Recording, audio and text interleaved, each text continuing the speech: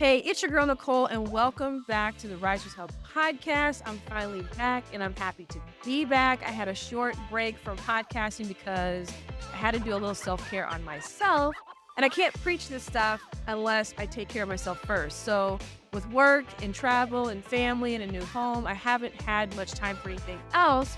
So, again, I'm really happy to be back, and I'm even more excited because I have my wellness road dog and ambassador. Ouya joining us today, and she's been just as busy as I have been. And the fact that we're actually in one space at one time is amazing. So, Miss Caroline, how Coach. you doing? Hello, Nicole. I missed you. How am I doing, girl? You know that movie? Everything, Everywhere, All at Once? I, Yes. I I haven't seen the movie. I don't know what the movie is about, but that title speaks to my heart. Okay, I am everything, everywhere, all at once, girl. Oh, I feel that one. I feel that one. Yeah, it's been a little crazy. And I just I really wanted to do a podcast with you, and I always want to do a podcast with you. But the big thing is that I have been asking all these different questions throughout the past couple of weeks because even though I'm not physically here on a podcast or I've missed a couple of wellness coach sessions, I'm still like living my life and like going through my own wellness journey. And so, and I know for a fact you have because we send text messages back and forth like, I'm all right. This is happening or this is going on. And so today I want us to talk about what it means to have an open heart. And it's kind of a complicated subject, I guess, because the answers I've been getting have been blah. But I just kind of want us to touch on that. But before we get deep into the podcast, I want us to like ground ourselves for a minute because, for one, I want us to have a great podcast. Two, someone might be driving or sitting back listening to this, and I just want everyone to just ground themselves. And three, the election is this week. And I think everybody is stressed. No matter what is going to happen, we're all stressed. So let's take just a short time and like ground ourselves. So if you are driving, do not close your eyes. But if you're just sitting there, let's just close our eyes for a minute. And I just want you to take a really deep breath in with all positive energy. So do that really quick and then hold it. So breathe in, hold, and then let it go. Hold that, breathe in again, hold it, and just let it go. And then one more, breathe in, hold it, and then let it go slowly. I mean, I don't So know about you, good. but I felt a little bit better, right? Today, we're going to dive into the question, what does it mean to have an open heart? And I had this one question this week, and the answer I received was dismal. Sorry if you're listening, but it just did not impress me. So I'm not sure if I took that person off guard or I personally wasn't happy with the answer. Knowing me, it was a little bit of both. But today, lately I've been wanting substance when I'm talking to people, when I'm asking these questions, and I want clarity as I'm moving through my own personal wellness journey. So I decided to dig a little bit deeper and see what I can find. And Caroline did the same thing. So we're hoping that we can bring some answers and clarity to this question if you're out there wondering what it means to have an open heart, because it can be both incredibly empowering and deeply vulnerable to have an open heart. Would you agree, Caroline? Yeah, I think in order to have the full breadth of experience of life, you know what I mean? I think having a open heart is important for that. So I love that we're talking about it today. So I have a question for you, Miss Caroline, because the one thing that I love about you is that you tend to have a mindful freedom to be who you are, and you have an open mind and heart to how you live your life.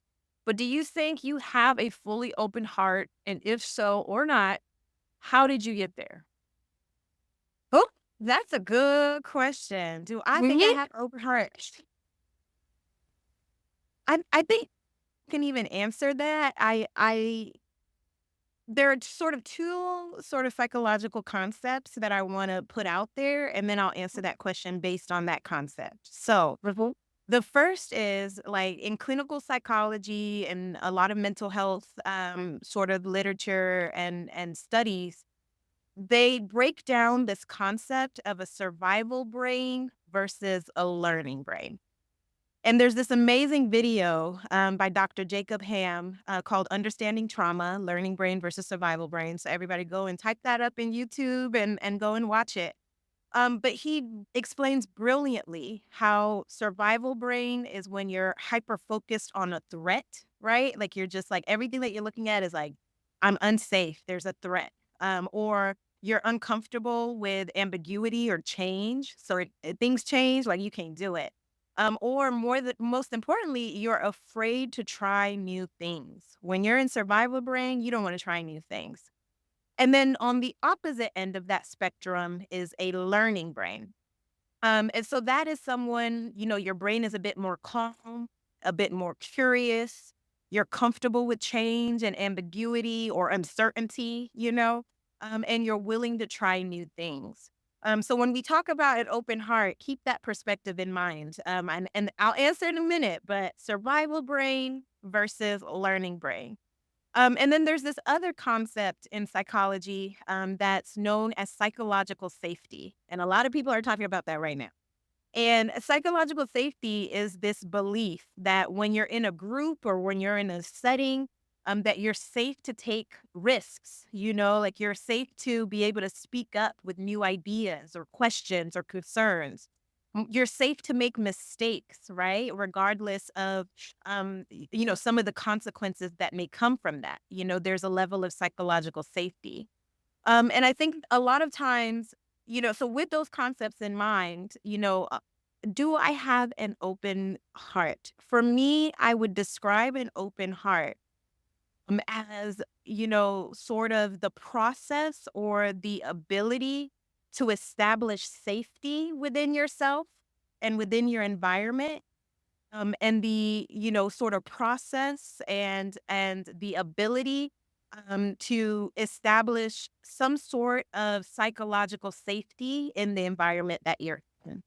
And a lot of us, like, we struggle to do that because we've experienced trauma or we've experienced heartache or we've experienced pain, or we did have an open heart. We did have a learning brain. Like we were psychologically safe. And so we were our most authentic self, but then someone was like, you're weird, you're stupid, like that's a dumb idea, right? And so then you go into your shell or you go into your body to protect yourself and you become much more guarded, right? Like you don't wanna do anything. You don't wanna try new things. You're afraid. And so with those definitions and concepts in mind, do I have an open heart? You know, what I will say is I try to work every day on that, right? Like I try to work every day to establish some sort of safety within myself and my environment so that I feel free to go and explore and try new things and be silly and authentic and meet new people. But it depends on the day, right? So you can ask me today, do I have an open heart? Absolutely. Like I'm here with you, Nicole, like we're having this conversation. I feel safe. But if you would have asked me that about 3 days ago, if I had an open heart, heck no, okay? I could barely get out my house. Yeah, I totally feel that because coming from someone myself, I would say that like 75% of my heart is open. Right. And I understand the survival brain versus the learning brain because what I've learned through therapy is that I was in survival mode for a large period of my life when I was married and then when I was going through a divorce and then after my divorce. So survival brain is okay, things are not certain around me. And at one point they were not safe. And so my only focus was making sure that my girls had a consistent lifestyle and they were like getting to school, getting bathed, getting fed. I was definitely in survival mode so they wouldn't be um shook by anything that was uncertain. Mhm. And so now that I have moved from that space. I'm in a learning stage now. I've got the learning brain. And so I can sit here and say that 75% of my heart is open because I'm in the learning stage. And I do fight with this every single day. And I've also learned in the past 6 to 7 months that I'm fully in a learning stage and I'm fully ready to have an open heart because I'm moving with intention and I'm moving with a little bit more clarity than I was just 6 months ago. So I get how 3 days ago you can get out of the door and now you're like, okay, you know what? Yes, I have an open heart today. And it's literally like that because we're only human and we can only take so much with what's going on around us day by day. So if you're out there as a listener and you're trying to figure out, well, yesterday I was here and today I'm here and maybe tomorrow I might be there. I want to tell you that's okay because we're all on this journey on our own, but with each other. And it's okay to kind of go back and forth. So that's what it means to me as far as, having an open heart and having that safety brain versus the learning brain. I'm so glad that you brought that up. That's really good. I mean, when you think about a heart is a muscle, right? Like a heart is a muscle. You got to exercise it. You know, you have to exercise it. So having an open heart is not a fixed state. You know, like it's not something where I arrive to it or I have it and I'm there all the time. It's a muscle, and there are things that you have to do, right, internally with yourself, as well as the environments that you're surrounding yourself with, that will end up continuously feeding your heart that muscle so that it's open, so that it's working and, pumping all the things that you need throughout your body. And so I think that is always helpful for me to see it that way, because then in those moments when I'm like, I feel much more guarded today, like what happened? It's okay for me to say, well, I could maybe feed it a little bit so that it can, pump a little better, and be a little bit more open. It's so weird that you bring it up because, in this segment where we're talking about what does it mean to have an open heart, like for me, I'm very visual and the images in my head can be pretty graphic. So when I see myself walking around with an open heart, I literally see my chest open with the heart exactly what you just described, open and pumping. And I feel like everybody can see my insides. And I don't like that. Like I don't like it. And I've allowed people to come inside and I feel like they've taken pieces of my heart and just smashed it all over the ground. And those are pieces to me that help make the heart function. And so I built this wall because I've been disappointed. And this is from men and women alike, friends, family, people I barely know. And it's funny, I just had a friend tell me that a few weeks ago, and he was like, somebody can say something to you, and then like you just take that and it's a disappointment, and then you just like, I'm done. I can't do this anymore. And it's like, and part of that is very true because I do have these walls, but um, he's gonna be laughing when he hears this. But at the same time, like, I know that I'm a good person and that I don't that's part of me having a closed heart. Mhm. And so when I hear the criticism and when I hear, the truth about it, it hurts, but at the same time, the reason why it's hurting is because it's teaching me something, and I had to hear that in a way where I'm like, "Okay, even though you're 75% and you wanna be 85 and 95% this is another reason why maybe you don't have an open heart." And so, I had to really sit on that for a couple of weeks because and that's what basically brought up this question because I wanna to move in the world, I wanna find the Mr. Right in my life, and, you know, I have an open heart to an extent, and then I close it. Like, you say one weird thing to me, and I'm like, "Okay, I'm done." So, it's that vulnerability that I can't seem to let go, and so that's why the question came up because I need to let down whatever wall that is that I have up. I gotta let it down, and I've just gotta let the wall down. Well, what I'll say to that is, and I love that image of like the heart being outside your chest. I do not like buttons. And That's please, disgusting. That's how my brain works. I'm just as uncomfortable with that. But what I'll say is like having an open heart doesn't mean that you're not protective of it. right? And I think that that's what we sometimes like can get wrong about this concept of an open heart. It's like you can have an open heart and still be protective of it and be protective of yourself because you need it. You know what I mean? Like you need, like Right. you said, to live, to be okay, to move through the world and try new experiences.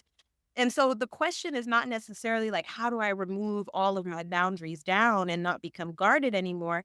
It's really examining if like, how high are those, like, what are the defense mechanisms? What are they keeping out versus letting in? Right? Does that make sense? And then making adjustments to the way that we're protecting ourselves so that there's room for us to let in the stuff that we want. And so for me, I like to think about it that way because trying to tell someone to be completely unguarded isn't realistic. I mean, I don't know if y'all outside like I'm outside, but it's a wild time to be alive. Okay. I think these walls that we're building need to have a window attached to it, so you can Exactly. A have win. you can open it up, and that way you can let what you need to let in, and then let out what you need to let out, Right. and, because, I mean, my walls are they're pretty thick. Right. Where it is that they've been thick for years, and not just because of my marriage, but because of the way that I grew up. And so it always starts they psychologists and therapists always tell you that it starts in your childhood. And, and for many of us, that's hard to believe because, we see our parents a certain way, or we see our family a certain way, or the way we were brought up in school a certain way. But when you start really looking at things and seeing things, you know, my walls are pretty thick, so even to put a window in, it's gonna be hard to chisel through it. Stretch. But I'm being serious, and um, I'm allowing people to come and chisel away at that wall, and so I can start building that window, so I can start opening it up a little bit. Exactly. Exactly. And that is a process. Yeah. That is Oh, definitely a yeah, process. yeah. Well, so what I've noticed with working intentionally towards an open heart, this wellness journey has been going on for 8 years, and I'm gonna be honest, like, this whole open heart thing is really been a challenge for me in the past year because I worked so hard to get out of one situation and then was thrown into another situation that was almost identical to the other situation that I thought I was so far away from. But when that happens, it's time for you to learn something from it if you keep opening the door and it's the same situation. So I've been intentionally working towards this, and I feel like I'm getting closer to being open. And I already talked about things rubbing me the wrong way, but now I'm willing to face it. I'm willing to see it. I'm willing to let it be what it is that's in front of me that builds these walls. And whether it's a disappointment or something that's really special or that it hurts, I'm allowing myself to feel it for a certain amount of time. And then I ask the question, what do I need to learn from this? Yeah, I'm in that situation right now. I think especially, you know, for me and, the high expectations that are sometimes put on women or put on Black women or put on, first generation, the eldest daughter, like, all these kind of pressures that we put on ourselves make it so that when we are, you know, either make a mistake or when we feel that we weren't as open as we could have been, or we weren't as loving as we could have been, or we didn't gain as much as we thought we would from a particular situation, we get so hard on ourselves, right? Like we feel like we're failing at something. And so I'm in that process too right now of just figuring out how to, like you said, not get stuck in that moment, with how it played out or, how I showed up in that particular space. And really, like you said, like, what can I learn from this? Or, you know, what parts of my behavior or what wall, right, like was up that allowed me to be unable to stay grounded in that moment. So I can totally relate to that. Exactly. And so now I have a question to our audience. I want you to take a moment to ask yourself, what am I protecting myself from when it comes to having an open heart? And then how might my life look if I took the walls down? Even for just a little bit, how would that look to you? And how would that make you feel? Mm, Because having an open heart is not easy. and it's something that you do have to work at every single day. And there's always going to be challenges that we're going to face as human beings in general. So I want you to take that moment and ask yourself, what am I protecting myself from? And then have that discussion with someone in your life who's safe and that you feel comfortable talking about with this, because this is a very vulnerable subject and a very scary subject for many of us. And there's a lot of hearts out there that are closed because they've been deeply affected or deeply hurt by someone or someone's. So I want you to ask yourself that. I mean, first I have to say that those are some amazing questions that posed out to the audience, posed out to myself, and sort of a resource that I want to throw out there Well, for those who decide to go about that journey is that in therapy, there's a modality called narrative therapy. And within that space, there's a lot of opportunities to do inner child work. And inner child work is where you go into that journey of being able to really answer some of those questions that Nicole asked, right? Where you're looking at yourself and you're saying, what is the root, the true thing that I am trying to protect myself from? And so I just want to lift that up for anyone who is wanting to kind of go down that space and get support on how to answer that question.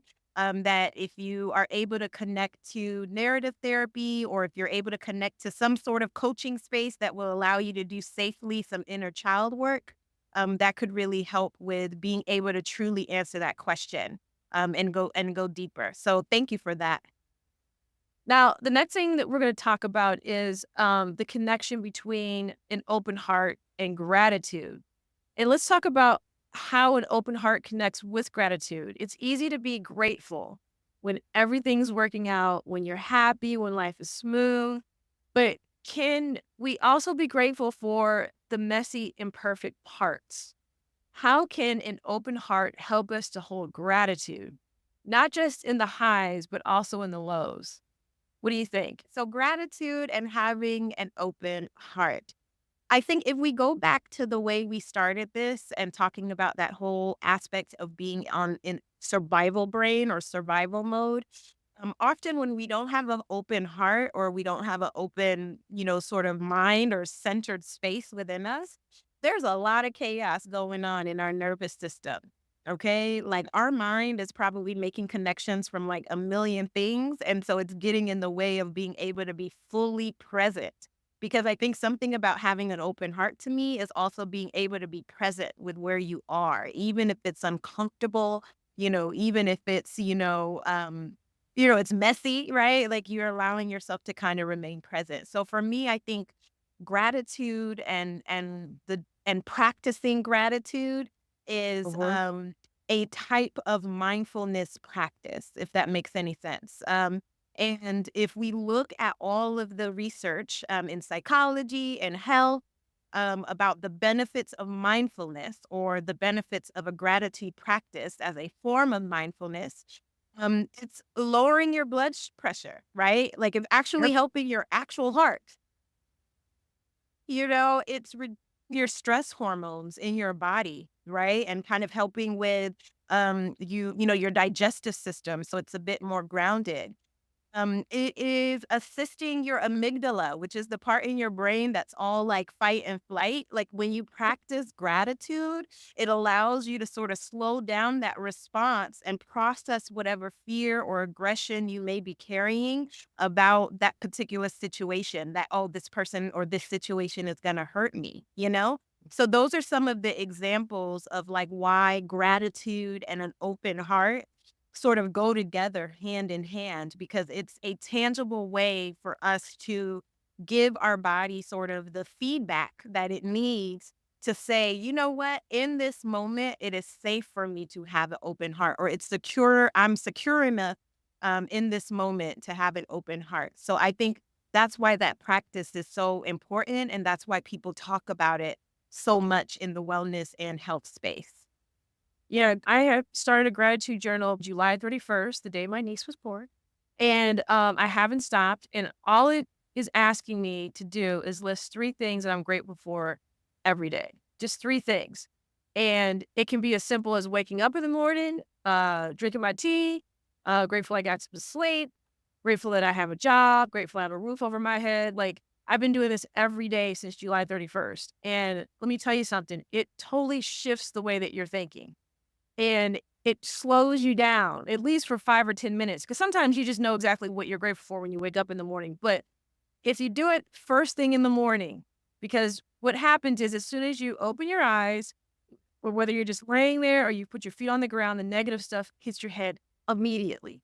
And so if you can find time to just write 3 things down every single day, just 3 things on a piece of paper that you're grateful for, or read something that will remind you what you're grateful for. It will slowly start to shift your head in a different way. And I really believe that's why I am so willing to have an open heart right now and to be vulnerable a little bit more with people and to share a part of me that I haven't shared before because I'm just so grateful for the things that I do have and what's in front of me as opposed to like waking up and allowing all those negative thoughts to like take over.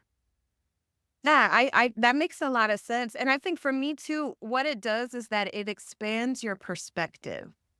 So when Mhm. we are struggling with something or we're seeing something only a specific type of way, or I don't know about you, if we're moving from one thing to the next, you're not really having enough time to take in the life that you're living. Like we're just not having enough time to take it in and to process it. So I think like this practice of gratitude, whether it's through writing it down or some sort of meditation, is sort of Mhm. that active way that you can expand your perspective to see all the various components that are in your life, right? Instead of that narrow vision that you may have because of whatever it is that you're going through.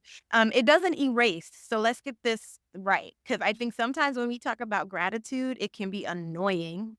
I don't know about Yes. you, but it can feel annoying when you're going through so much and someone is telling you to practice gratitude.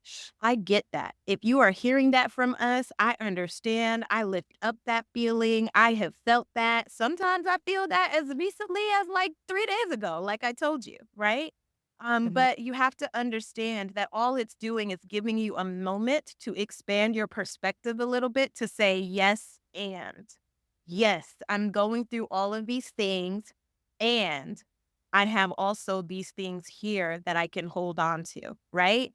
And so that's really how it comes together. Gratitude is helpful because in the world that we live in right now with social media and with just like bigger, better, faster, you know what I mean? Like we're never given the opportunity to really root in where we're at. You know what I mean? Like we're on to the next. Like, how can we get the next big thing or the next big experience or the next dopamine hit, right? And so I think part of this practice is really just allowing us to ground, and in that grounding, you're able to capture those moments where you're just like, you know what? Like that was good for me. Like that was a good situation for me right there. So I Right. get that. Right. And then and I also want to go back too because I know that someone's listening to this and they're like having an open heart dealing with difficult people. Like how I mean, yeah, and or being grateful and I'm around difficult people or people who challenge me. And I just want to give a quick example. And I don't know if this will help anyone, but when I was in retail management and you deal with customers all day. And the one thing I would share with the associates is whatever the people bring into our place of business is their stuff. It is not you, it's them. People walk around all day long with their suitcases of shit, excuse my language, trash, or disappointment or frustration.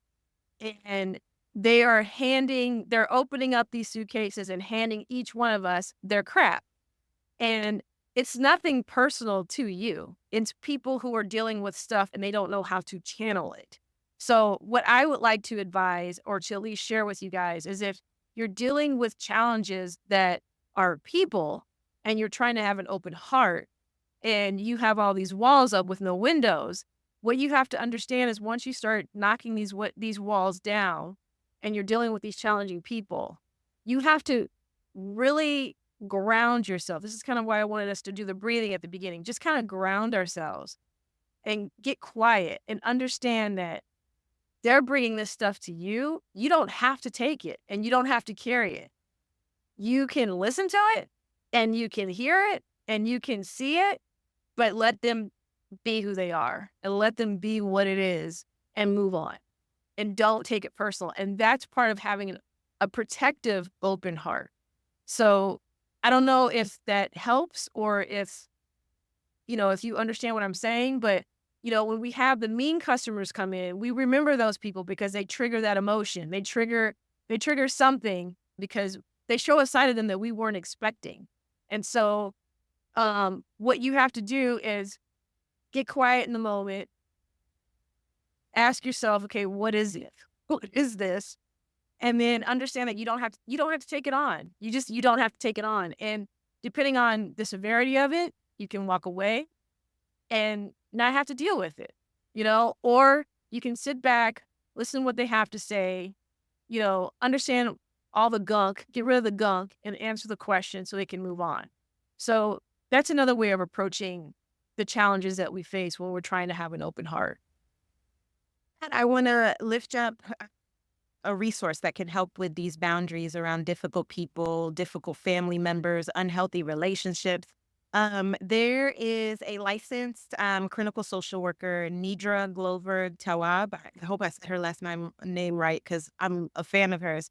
But she has 3 books that I want you all to write down. The first is called Set Boundaries, Find Peace. And it's a guide to reclaiming yourself. And it has an accompanying workbook where you have practical exercises for understanding how to manage some of those relationships. And like you said, protect your open heart. She has a second book that's called Drama Free. And this is how to manage unhealthy family relationships. And she has a deep experience on navigating boundaries and, sort of facilitating relationships in a way where you can maintain your open heart. So I encourage you all, like, if you are having a hard time with that and you're trying to figure out how do I do this? Because it can be so complicated doing that with some of the intimate relationships that we're in. I recommend her Instagram page and I recommend every single one of her books because there's some great tips and tools and prompts to sort of work through that experience. Exactly. So here's the next question for the audience out there. Challenge number 2.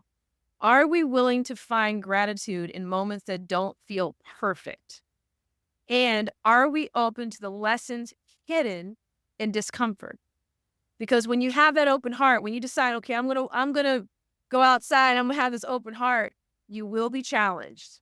You will Yes. be questioned, and people are gonna not come after you, but you're gonna be like, wait, what's happening? I thought I was gonna have this open heart and things were gonna change. They will change and they will change eventually, but are you open to the lessons hidden in the discomfort?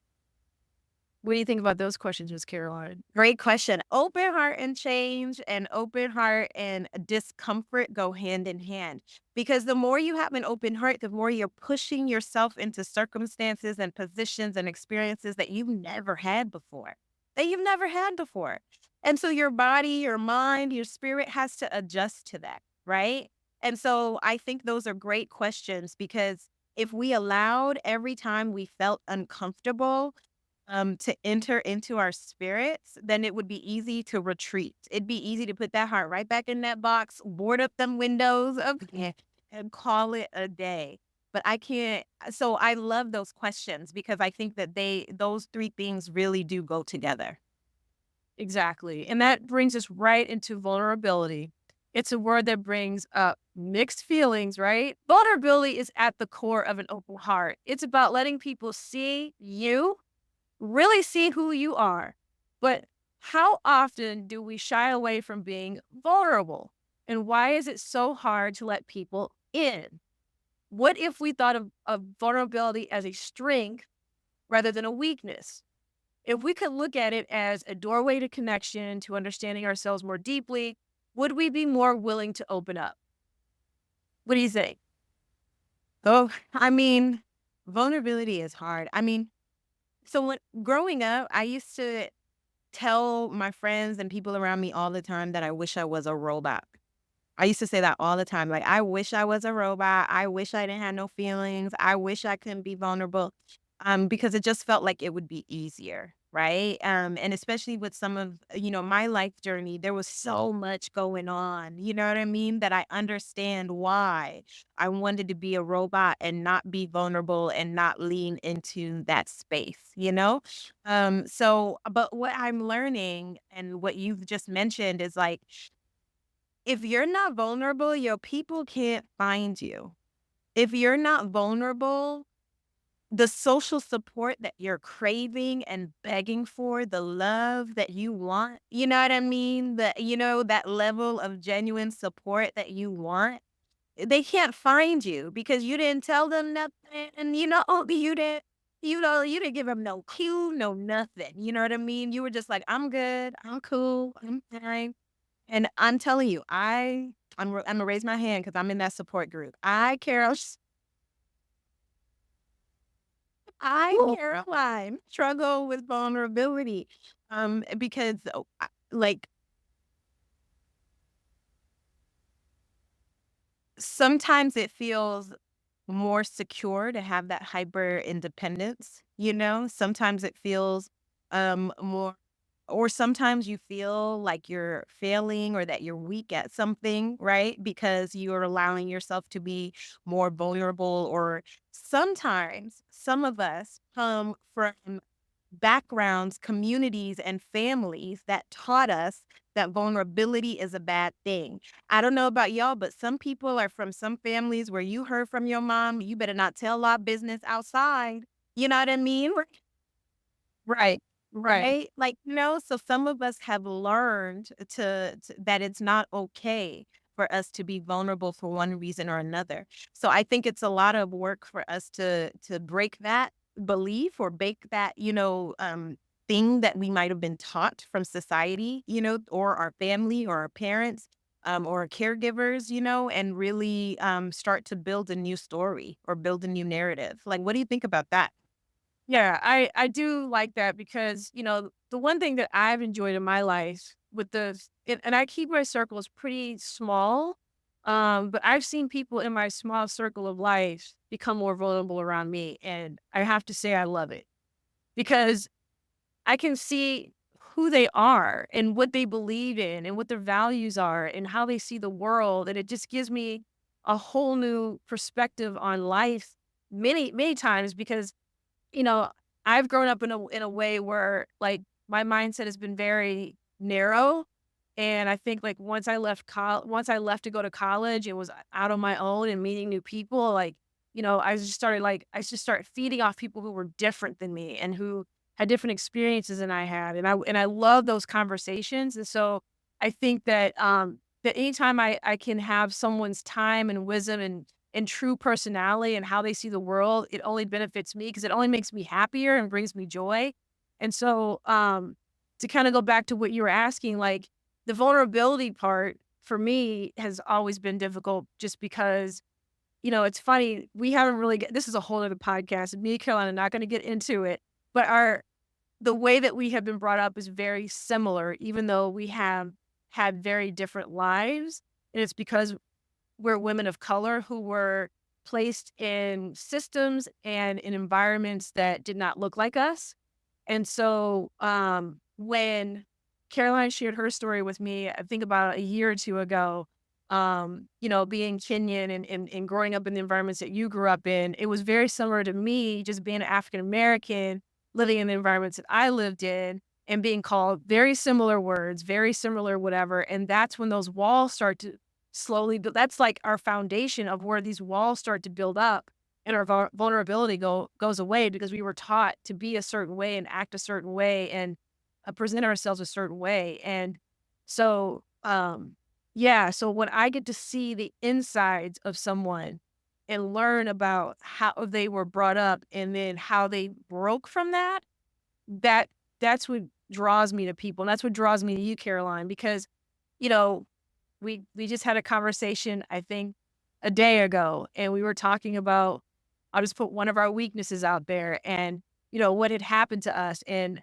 I was very adamant, like, "This is not who we are. This is not who you are. This is not who I am. We made a mistake, or we didn't do it the way we wanted to do it, but it's okay." we learn from it and we keep going. You know what I'm talking about?